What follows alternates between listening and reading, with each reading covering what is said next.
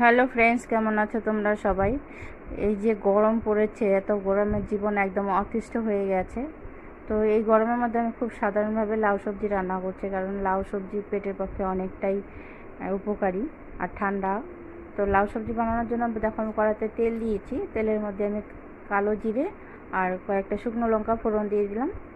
এখন দিয়ে দিলাম কেটে রাখা লাউগুলো। তো লাউগুলো আমি খুব সুন্দর পাতলা পাতলা পিস করে কেটে নিয়েছি। লাউগুলো দেন একটু নাড়াচাড়া করে মিশিয়ে নেব। মেশানোর পর দিয়ে দিচ্ছি পরিমাণ মতো লবণ আর দিয়ে দেবো পরিমাণ মতো হলুদ। যেহেতু লাউ সবজি তো হলুদটা বেশি লাগে না, অল্প দিলে হয়ে যায়। আর পেস্ট করা কয়েকটা কাঁচা লঙ্কা, আদা, জিরে দিয়ে দিচ্ছি। এখন সবজিটাকে ভালো করে মিশিয়ে নেব। মেশানো হয়ে গেছে, এখন আমি ঢাকা দিয়ে রেখে দেবো কিছুক্ষণ। তো লাউর মধ্যে লবণ দেওয়ার পরেই অনেকটা পরিমাণে জল ছেড়ে দেয়, তো আমি সামান্য পরিমাণ জল দিয়ে ঢাকা দিয়ে দিচ্ছিলাম। এখন আমি সবজিটাকে